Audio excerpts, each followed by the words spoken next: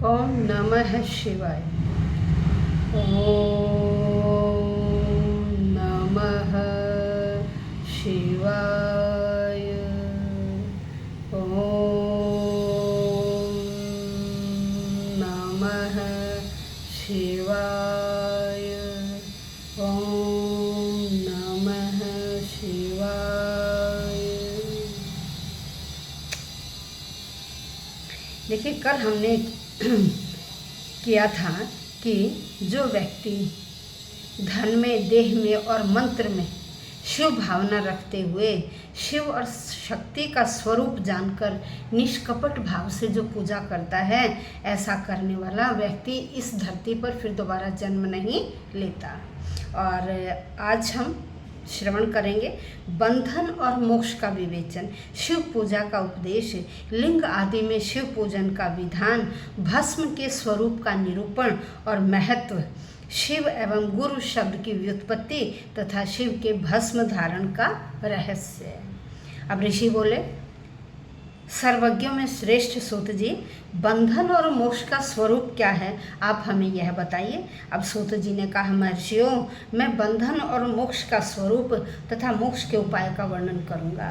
अब आप ध्यान से सुनना, तुम लोग आदर पूर्वक सुनो। जो प्रकृति आदि 8 बंधनों से बंधा हुआ है वह जीव बद्ध कहलाता है, और जो इन 8 बंधनों से ऊपर है, इनसे छूटा हुआ है, वह मुक्त कहलाता है। प्रकृति आदि को वश में कर लेना मोक्ष कहलाता है, और बंधन आगंतुक है और मोक्ष स्वतः सिद्ध है। बद्ध जीव जब बंधन से मुक्त हो जाता है तब उसे मुक्त जीव कहते हैं। प्रकृति, बुद्धि, महत्त्व, त्रिगुणात्मक अहंकार, 5 तन मात्राएं, ये ज्ञानी पुरुष प्रकृति आदि अष्टक मानते हैं। इन्हें ज्ञानी पुरुष क्या मानते? प्रकृति आदि को अष्टक मानते। प्रकृति आदि इन 8 तत्वों के समूह से देह की उत्पत्ति, हमारे शरीर की उत्पत्ति इन प्रकृति आदि 8 तत्वों से हुई है। देह से कर्म उत्पन्न होता है, क्योंकि हम देहधारी हैं तो हम क्या, शरीर से कर्म करते हैं। फिर कर्म से नूतन शरीर की उत्पत्ति होती है। इस प्रकार बारंबार जन्म और कर्म होते रहते हैं। शरीर को स्थूल, सूक्ष्म और कारण के भेद से 3 प्रकार का जाना चाहिए। 3 प्रकार का, कौन कौन से 3 प्रकार जानने? स्थूल शरीर, सूक्ष्म शरीर और कारण शरीर। अब देखिए, जागृत अवस्था में व्यापार करने वाला सूक्ष्म शरीर, जागृत और स्वप्न अवस्थाओं में इंद्रिय भोग प्रदान करने वाला कारण शरीर। क्या हम स्थूल शरीर किसे कहते हैं? जो जागृत अवस्था है हमारी, इसमें व्यापार आदि जो करते हैं वो जागृत क्या है? वो स्थूल शरीर। सूक्ष्म शरीर का, जिसमें जागृत अवस्था भी है और स्वप्न अवस्था भी है, वो सूक्ष्म शरीर कहलाता है। और जो इंद्रिय भोग प्रदान करने वाला है वो क्या है? कारण शरीर। सुप्त अवस्था में आत्मा आनंद की अनुभूति कराने वाला कहा गया। कारण शरीर जब हम सोते हैं उस अवस्था में भी हमें आनंद की अनुभूति कराता है, वो कारण शरीर कहलाता है। जीव को उसके प्रारब्ध, जो हमारे पहले जन्म के किए हुए कर्म हैं, उन्हीं के अनुसार क्या होता है? सुख और दुख प्राप्त होते हैं। वह अपने पुण्य कर्मों के फलस्वरूप सुख और पाप कर्मों के फलस्वरूप दुख का उपभोग करता है। अतः कर्म पाश से बंधा हुआ जीव अपने त्रिविध शरीर से होने वाले शुभ अशुभ कर्मों के द्वारा सदा चक्र की भांति बारंबार घुमाया जाता है। इस चक्रवत भ्रमण की निवृत्ति के लिए चक्रकर्ता का स्तवन एवं आराधन करना चाहिए, भगवान की स्तुति आदि करनी चाहिए। प्रकृति आदि जो 8 पाश बतलाए गए हैं, उनका समुदाय ही महाचक्र कहलाता है। जो प्रकृति से परे हैं वे परमात्मा शिव हैं। भगवान महेश्वर की प्रकृति आदि महाचक्र के कर्ता हैं, क्योंकि वे प्रकृति से परे हैं। जैसे बकायन नामक वृक्ष का थाला जल को पीता है और उगलता है, यह ऐसा वृक्ष है जो जल को पीता फिर उगल देता है। उसी प्रकार शिव प्रकृति आदि को अपने वश में करके उस पर शासन करते हैं। उन्होंने सबको वश में कर लिया है, इसीलिए वो शिव कहे गए हैं। शिव ही सर्वज्ञ, सब कुछ जानने वाले हैं, परिपूर्ण हैं, इच्छाओं से रहित हैं। सर्वज्ञता, तृप्ति, अनादि बोध, स्वतंत्रता, नित्य अलुप्त शक्ति से संयुक्त होना और अपने भीतर अनंत शक्तियों को धारण करना महेश्वर के ये 6 प्रकार के मानसिक ऐश्वर्यों को केवल वेद जानता है। ये भगवान महेश्वर के 6 मानसिक ऐश्वर्य हैं। कौन कौन से हैं? जिनको कौन जानता, वेद ही जानता है। सर्वज्ञता, तृप्ति, अनादिबोध, स्वतंत्रता, नित्य अलुप्त शक्ति से संयुक्त होना और अपने भीतर पूरे ब्रह्मांड को, अनंत शक्तियों को समा लेना। भगवान शिव का कृपा प्रसाद प्राप्त करने के लिए उन्हीं का पूजन करना चाहिए। यदि कहें शिव तो परिपूर्ण हैं, निष्प्रिय हैं, उनकी पूजा कैसे हो सकती, तो उत्तर है कि भगवान शिव के उद्देश्य से उनकी प्रसन्नता के लिए किया हुआ सत्कर्म उनके कृपा प्रसाद को प्राप्त कराने वाला होता है। शिवलिंग में, शिव की प्रतिमा में तथा शिव भक्तजनों में शिव की भावना करके उनकी प्रसन्नता के लिए पूजा करनी चाहिए। वह पूजन शरीर से, मन से, वाणी से, धन से भी किया जा सकता है। उस पूजा से महेश्वर शिव, जो प्रकृति से परे हैं, पूजक पर विशेष कृपा करते हैं और उनका वह कृपा प्रसाद सत्य होता है। शिव की कृपा से कर्म आदि सभी बंधन अपने वश में हो जाते हैं। कर्म से लेकर प्रकृति पर्यंत सब कुछ जब वश में हो जाता है तब जीव मुक्त कहलाता है और स्वात्मा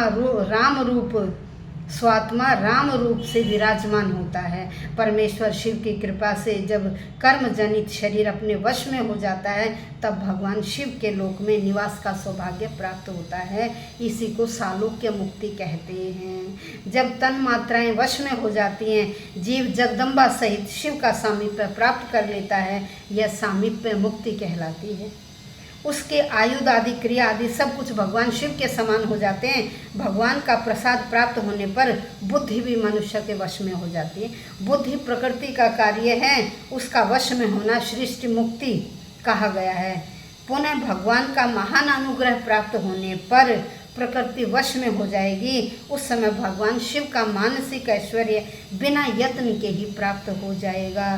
सर्वज्ञता और तृप्ति आदि जो शिव के ऐश्वर्य हैं, उन्हें पाकर मुक्त पुरुष अपनी आत्मा में ही विराजमान हो जाता है। वेद और शास्त्रों में विश्वास रखने वाले विद्वान पुरुष इसी को सायुज्य मुक्ति कहते हैं। इस प्रकार लिंग आदि में शिव की पूजा करने से क्रमशः मुक्ति अपने आप ही प्राप्त हो जाती है। इसलिए शिव का कृपा प्रसाद प्राप्त करने के लिए तत्संबंधी क्रिया आदि के द्वारा उनका पूजन करना चाहिए। शिव क्रिया, शिव तप, शिव मंत्र जप, शिव ज्ञान और शिव ध्यान के लिए सदा उत्तरोत्तर हमारा अभ्यास बढ़ता जाना चाहिए। प्रतिदिन प्रातः काल से रात को सोते समय तक, जन्म काल से मृत्यु तक सारा समय भगवान शिव के चिंतन में बिताना चाहिए। अपने कार्य भी करें और भगवान के खाली समय भगवान के चिंतन में बिताएं। सद्योजात आदि मंत्रों तथा नाना प्रकार के पुष्पों से शिव की पूजा करता हुआ वह व्यक्ति शिवलोक को प्राप्त होता है। ऋषि बोले, उत्तम व्रत का पालन करने वाले सूत जी, लिंग आदि में शिव जी की पूजा का क्या विधान है, यह हमें बताइए। अब देखिए सूत जी उन्हें बता रहे लिंग पूजा का विधान। सूत जी ने कहा, द्विजो, मैं लिंगों के क्रम का यथावत वर्णन कर रहा हूँ, तुम सुनो। वह प्रणव ही समस्त अविष्ट वस्तुओं का, प्रणव क्या है, ओम, समस्त वस्तुओं को देने वाला प्रथम लिंग है। उसे सूक्ष्म प्राण स्वरूप समझो। सूक्ष्म लिंग निष्कल होता है और स्थूल लिंग सकल। निष्कल होता है जिसमें हम फल की इच्छा नहीं करते, कार्य करते हैं फल की इच्छा रहित होकर, और सकल होता है फल की इच्छा से जो कार्य करें। पंचाक्षर मंत्र को ही स्थूल लिंग कहा गया। ओम नमः शिवाय को स्थूल लिंग कहा गया है। उन दोनों प्रकार के लिंगों का पूजन तब कहलाता है। वे दोनों ही लिंग साक्षात मोक्ष देने वाले हैं। पौरुष लिंग और प्रकृति लिंग के रूप में बहुत से लिंग हैं। उन्हें भगवान शिव ही विस्तार पूर्वक बता सकते हैं, दूसरा कोई नहीं जानता। पृथ्वी के विकारभूत जो जो लिंग ज्ञात हैं, भाई पृथ्वी के विकारभूत मुझे जो जो लिंग ज्ञात हैं उनको मैं अब तुम्हें बता रहा हूँ। उनमें स्वयंभू लिंग प्रथम है, जो भगवान अपने आप ही प्रकट हुए हैं जान जिस लिंग के रूप में। दूसरा बिंदु लिंग है, तीसरा प्रतिष्ठित लिंग है, चौथा चर लिंग है और पांचवा गुरु लिंग है। देवर्षियों की तपस्या से संतुष्ट हो उनके समीप प्रकट होने के लिए पृथ्वी के अंतर्गत बीज रूप से व्याप्त हुए भगवान शिव वृक्षों के अंकुर की भांति भूमि को भेद कर नाद लिंग के रूप में प्रकट हो जाते हैं। वे स्वतः व्यक्त हुए शिव ही स्वयं प्रकट होने के कारण स्वयंभू नाम धारण करते हैं। ज्ञानी जन उन्हें स्वयंभू लिंग के रूप में जानते हैं। कौन? जहाँ भगवान स्वयं जैसे बीज बीज अपने आप वृक्ष के रूप में प्रकट हो जाता है, अंकुर के रूप में निकलता है, उसी तरह से जहाँ जहाँ भगवान धरती में से स्वयं ही निकले हुए हैं वो स्वयंभू लिंग कहलाते हैं। उस स्वयंभू लिंग की पूजा से उपासक का ज्ञान स्वयं ही बढ़ने लगता है। सोने चांदी आदि के पत्र पर, भूमि पर या वेदी पर अपने हाथ से लिखे हुए जो शुद्ध प्रणव मंत्र ओम मंत्र जो लिंग है उसमें तथा मंत्र लिंग का लेख करके उसमें भगवान शिव की प्रतिष्ठा और आवाहन करे, ऐसा बिंदु नादमय लिंग स्थावर और जंगम दोनों ही प्रकार का होता है। जिसको दोनों ही प्रकार का होता है। इसमें शिव का दर्शन भावनामय ही है, ऐसा निस्संदेह कहा जा सकता है। जिसको जहाँ भगवान शंकर के प्रकट होने का विश्वास हो उसके लिए वहीं प्रकट होकर वे अभीष्ट फल प्रदान करते हैं। अपने हाथ से लिखे हुए यंत्र में या अकृत्रिम, कृत्रिम होता है बनावटी, अकृत्रिम जो भगवान ने खुद स्थावर आदि में भगवान शिव का आवाहन करके 16 उपचारों से उनकी पूजा करनी चाहिए। ऐसे करने से साधक स्वयं ही ऐश्वर्य को प्राप्त कर लेता है और इस साधन के अभ्यास से उसको ज्ञान भी हो जाता है। देवताओं और ऋषियों ने आत्मसिद्धि के लिए अपने हाथ से वैदिक मंत्रों के उच्चारण पूर्वक शुद्ध मंडल में शुद्ध भगवान द्वारा जिस उत्तम शिवलिंग की स्थापना की है उसे पौरुष लिंग कहते हैं। वही प्रतिष्ठित लिंग कहलाता है। उस लिंग की पूजा करने से सदा पौरुष ऐश्वर्य की प्राप्ति होती है। महान ब्राह्मण और महाधनी राजा किसी कारीगर से शिवलिंग का निर्माण कराकर जो मंत्र पूर्वक उसकी स्थापना करते हैं उसके द्वारा स्थापित हुआ वह लिंग भी प्रतिष्ठित लिंग कहलाता है, किंतु वह प्राकृत लिंग नहीं है। इसीलिए प्राकृत ऐश्वर्य भोग को ही देने वाला है। जो शक्तिशाली और नित्य होता है उसे पौरुष कहते हैं और जो दुर्बल तथा अनित्य होता है वह प्राकृत कहलाता है। लिंग, नाभि, जिह्वा, नासाग्र और शिखा के क्रम से कटी, हृदय और मस्तक तीनों स्थानों में जो लिंग की भावना की गई है उस आध्यात्मिक लिंग को ही चर लिंग कहते हैं। कह रहे लिंग में, नाभि में, जीभ में, नाक के अग्रभाग में, शिखा के क्रम से कटी, कमर में, हृदय में, मस्तक, इन तीनों स्थानों में जो लिंग की भावना की गई है वो आध्यात्मिक लिंग चर लिंग कहलाता है। पर्वत को पौरुष लिंग बताया गया है। भूतल को विद्वान पुरुष प्राकृत लिंग मानते हैं। वृक्ष आदि को पौरुष लिंग जानना चाहिए। गुल्म होता झाड़ियों आदि को प्राकृत लिंग और साठी नामक धान्य को प्राकृत लिंग समझना चाहिए। शाली, अगहनी एवं गेहूं को पौरुष लिंग समझना चाहिए। अणिमा आदि 8 सिद्धियों को देने वाला जो ऐश्वर्य है उसे पौरुष ऐश्वर्य कहते हैं। अणिमा, गरिमा, महिमा यह 8 सिद्धियां हैं, उसे पौरुष ऐश्वर्य जानना चाहिए। सुंदर स्त्री तथा धन आदि विषयों को आस्तिक पुरुष प्राकृत ऐश्वर्य कहते हैं। चर लिंगों में सबसे प्रथम रसलिंग का वर्णन किया गया। रसलिंग ब्राह्मणों को उनकी सारी अभीष्ट वस्तुओं को देने वाला है। शुभ कारक बाणलिंग क्षत्रियों को महान राज्य की प्राप्ति कराने वाला है। स्वर्णलिंग वैश्यों को महाधन प्राप्ति का पद कराने वाला है और सुंदर शिवलिंग शूद्रों को महाशुद्धि देने वाला है। स्फटिकमय लिंग तथा बाणलिंग सब लोगों को उनकी समस्त कामनाएं प्रदान करने वाला है। अपना न हो तो दूसरे का स्फटिक या बाणलिंग भी पूजा के लिए निषिद्ध नहीं है। यदि आपके पास अपना नहीं, आप दूसरे का लेकर उसकी पूजा कर सकते हैं, ऐसा शास्त्रों में निषिद्ध नहीं, मना नहीं किया गया। स्त्रियों विशेषतः सधवाओं के लिए, स्त्रियों विशेषतः सधवा जो पति युक्त है ऐसी स्त्री के लिए पार्थिव लिंग की पूजा का विधान है। प्रवृत्ति मार्ग में स्थित विधवाओं के लिए स्फटिक लिंग की, विधवाओं के लिए स्फटिक लिंग की पूजा बताई गई है, परंतु विरक्त विधवाओं के लिए रस लिंग की पूजा को ही श्रेष्ठ कहा गया है। उत्तम व्रत का पालन करने वाले महर्षियों बचपन में, जवानी में, बुढ़ापे में शुद्ध स्फटिकमय शिवलिंग का पूजन स्त्रियों को समस्त भोग प्रदान करने वाला होता है। यदि कोई स्त्री अपने गृहस्थ के सारे सुखों को पाना चाहे तो उसे स्फटिकमय शिवलिंग का पूजन करना चाहिए। ग्रह आसक्त स्त्रियों के लिए पीठ पूजा भूतल पर संपूर्ण अभीष्ट को देने वाली है। प्रवृत्ति मार्ग में चलने वाला पुरुष सुपात्र गुरु के सहयोग से ही समस्त पूजा कर्म संपन्न करे। इष्ट देव का अभिषेक करने के पश्चात अगहनी के चावल से, सामक के चावल से बने हुए खीर आदि पकवानों द्वारा नैवेद्य अर्पण करे। पूजा के अंत में शिवलिंग को संपुट में पधराकर घर के भीतर पृथक अलग करके रख दे। जो निवृत्त मार्गी पुरुष हैं उनके लिए हाथ पर ही शिवलिंग पूजा का विधान है। उन्हें भिक्षा आदि से प्राप्त हुए अपने भोजन को ही नैवेद्य रूप में निवेदित करना चाहिए। निवृत्त पुरुषों के लिए सूक्ष्म लिंग ही सर्वश्रेष्ठ बताया गया है। वे विभूति के द्वारा पूजन करें, उस विभूति को ही नैवेद्य रूप से निवेदित करें। पूजा करके उस लिंग को सदा अपने मस्तक पर धारण करें। विभूति 3 प्रकार की बताई गई है, लोक अग्नि जनित, वेद अग्नि जनित और शिव अग्नि जनित। लोक अग्नि जनित या लौकिक भस्म को द्रव्यों की शुद्धि के लिए लाकर रखें। मिट्टी, लकड़ी और लोहे के पात्रों की, धान्यों की, तिल आदि द्रव्यों की, वस्त्र आदि की तथा पर्युषित वस्तुओं की भस्म से शुद्धि होती है।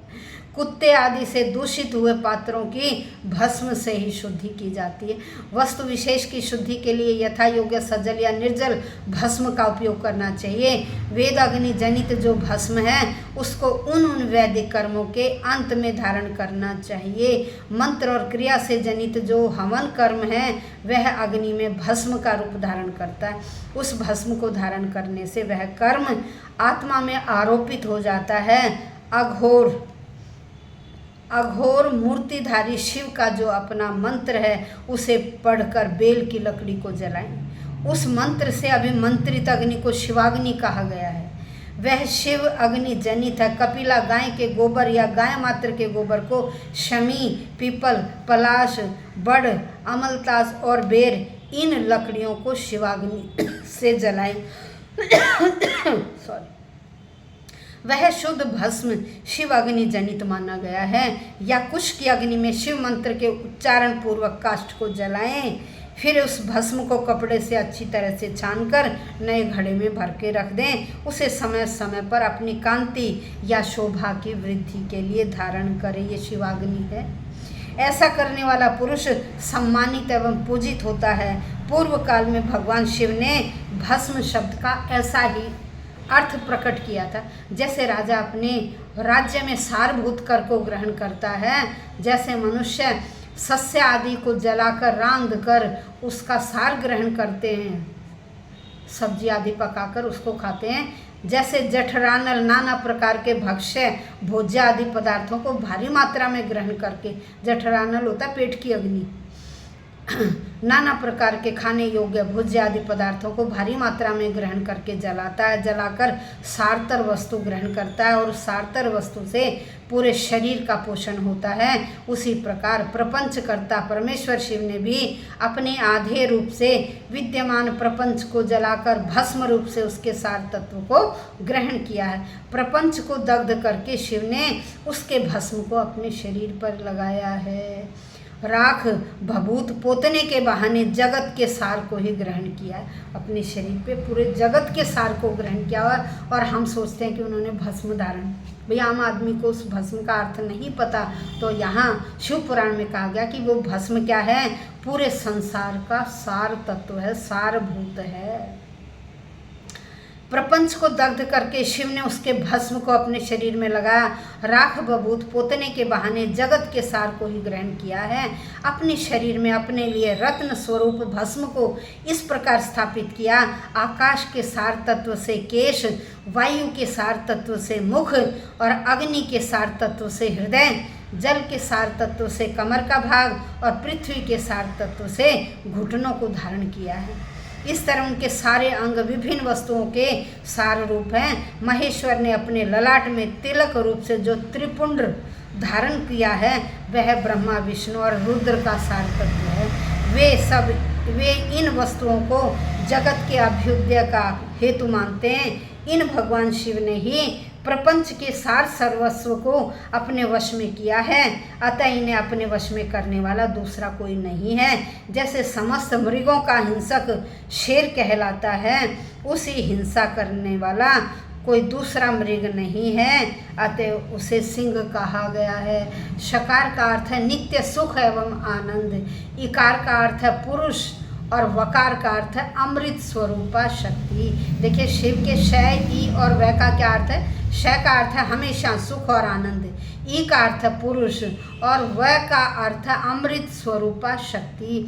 इन सब का समाहित ही शिव कहलाता है।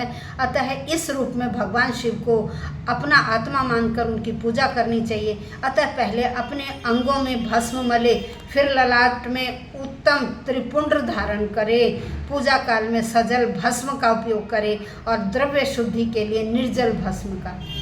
गुणातीत परम शिव राजस आदि सविकार गुणों का अवरोध करते हैं, उन्हें दूर हटाते हैं, इसलिए वे सबके गुरु रूप का आश्रय लेकर स्थित हैं।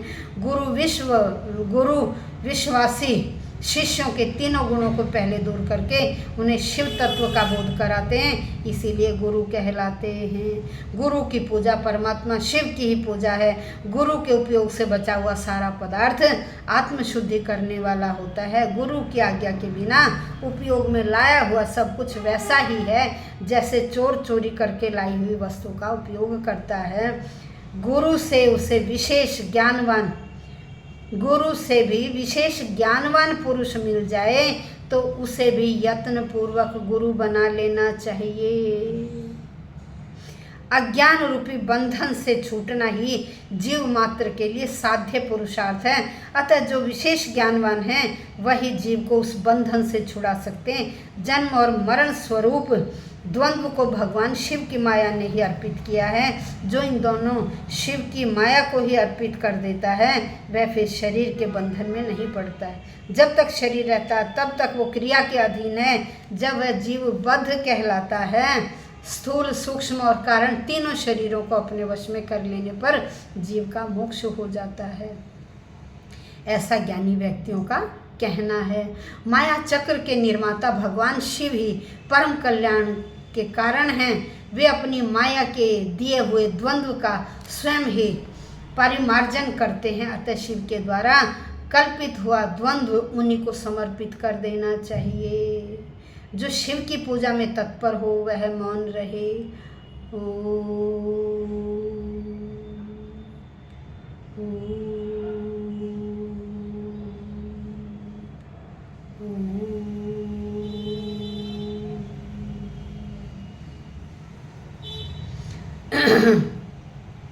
सत्य आदि गुणों से युक्त तथा क्रिया जब तप ज्ञान और ध्यान में से एक एक का अनुष्ठान करता रहे, ऐश्वर्य दिव्य शरीर की प्राप्ति, ज्ञान का उदय, अज्ञान का निवारण, कर्म करने से अज्ञान का निवारण हो जाने के कारण शिव भक्त पुरुष उसके यथोक्त फल को पाता है। शिव भक्त पुरुष देश काल शरीर और धन के अनुसार यथा योग्य क्रिया आदि का अनुष्ठान करे, न्याय से कमाए गए उत्तम धन से निर्वाह करते हुए विद्वान पुरुष शिव के स्थान में निवास करे।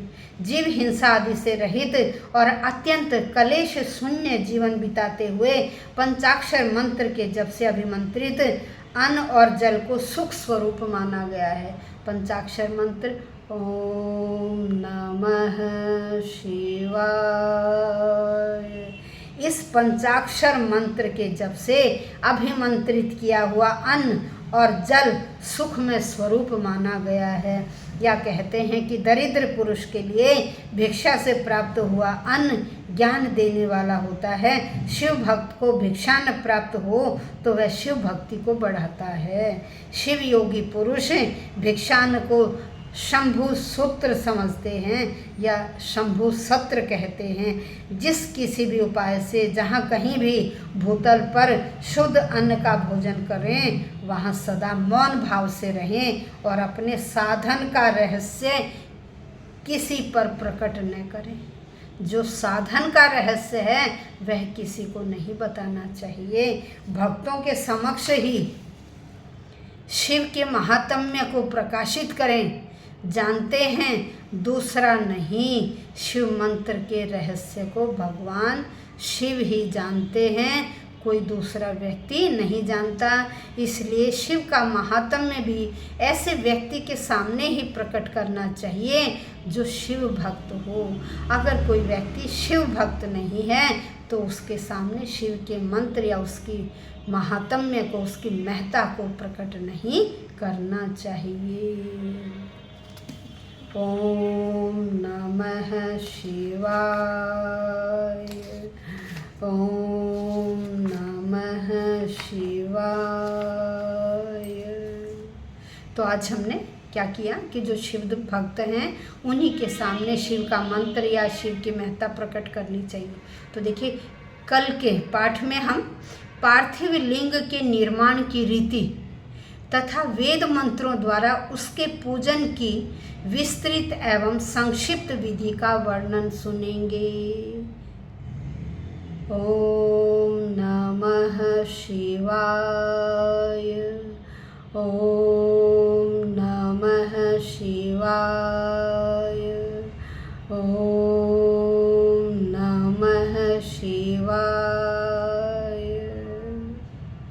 देखिए, शिव पुराण सभी पुराणों में अद्वितीय है, अलौकिक है, क्योंकि भगवान शंकर ने स्वयं इसे सुनाया था।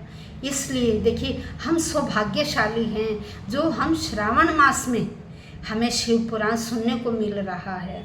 आप भी सुनिए और अपने सगे संबंधी, अपने अड़ोसी पड़ोसी, अपने नाते रिश्तेदार सबको बताइए, ताकि वह भी इस शिव पुराण से कुछ फ़ायदा ले सकें, अपने इस जीवन को सार्थक बना सकें। क्योंकि हर किसी व्यक्ति के जीवन में ऐसा सौभाग्य नहीं मिलता कि वह शिव पुराण का श्रवण करे। बहुत ऐसे व्यक्ति हैं, जीवन बीत जाता है लेकिन कभी शिव पुराण सुनने का, और वो भी क्या,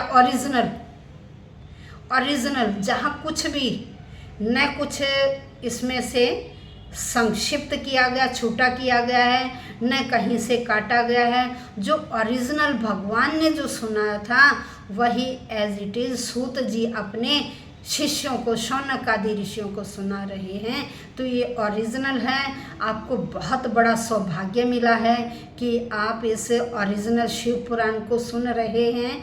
आप भी सुनिए, अपने सगे संबंधियों को भी सुनवाइए। और यह हमारा जो पुराण है, क्योंकि इसमें बहुत समय लगेगा, ये बड़ा वाइड ग्रंथ है, बड़ा लंबा चौड़ा ग्रंथ है, तो हम इसे पूरा सुनेंगे। तो हमेशा डेली पूरा वीडियो सुनिए, लाइक कीजिए, शेयर कीजिए। यदि सब्सक्राइब नहीं किया तो सब्सक्राइब कर लें, ताकि जैसे ही नेक्स्ट वीडियो डले आपके पास नोटिफिकेशन पहुंच जाए। मैंने पहले भी कहा था, देखिए हमारा श्रीमद् भगवद गीता अब अंतिम पड़ाव पर है, 18वां अध्याय चल रहा है, और उसके बाद फिर केवल यही शिव पुराण ही चलेगा। उसके बाद आगे कभी बताएंगे किसी और पुराण का, भागवत पुराण का यदि प्रवचन करेंगे तो आपको बता दिया जाएगा। और चैनल सब्सक्राइब कर लेंगे तो जिस किसी भी तरह की एस्ट्रोलॉजी से रिलेटेड या इस टाइप से कोई भी यदि वीडियो आती है तो आपके पास नोटिफिकेशन पहुंच सके। मैं आपको पता है कि एस्ट्रोलॉजर भी हूँ और ज्योतिष का भी कार्य करती हूँ। यदि आप भी अपने बच्चों की जन्म कुंडली का विश्लेषण जानना चाहते हैं, कुंडली बनवाना चाहते हैं, ग्रहों की दशा अंतरदशा जानना चाहते हैं, या जीवन में किसी प्रकार का कठिन समय चल रहा है, उस कठिन समय के बारे में कुछ जानना चाहते हैं, पूजा पाठ आदि के बारे में कि कौन कौन सी पूजा पाठ यदि किया जाए तो किस तरह से वह जो संकट का समय है वह पार हो सकेगा, या जो संकट का समय है उसमें इतना बड़ा संकट नहीं आएगा, आदि आदि, यह सब देखिए विधि का विधान है। लेकिन यदि हमें किसी चीज़ का पहले ही पता लग जाए तो उसे मंत्र पूजा पाठ आदि से कम किया जा सकता है। अगर कोई बहुत बड़ा जीवन में कष्ट है तो वह मंत्र पूजा पाठ इत्यादि से 85% कम हो जाता है।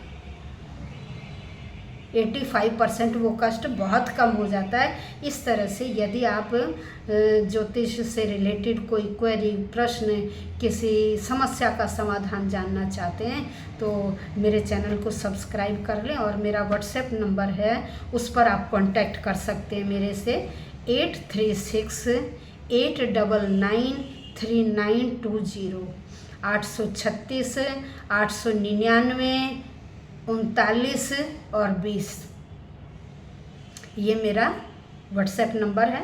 व्हाट्सएप ही कॉल करेंगे, नॉर्मल कॉल नहीं करेंगे, आप व्हाट्सएप ही कॉल करेंगे और जो क्वेरी है आपको बता दिया जाएगा।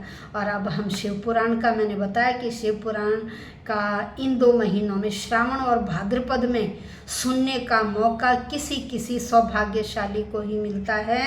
और आपको पता है भगवान शिव हमारे कष्टों का हरण करने वाले, यदि कोई पूरी लगन और निष्ठा से बिना किसी तरह का व्यवधान किए इस पूरे शिव पुराण को सुनेगा पूरे मनोभाव से, लगन से, तो आप अपने आप ही देखेंगे कि आपके कष्टों का निवारण भगवान शंकर कैसे चुटकियों में कर देते हैं।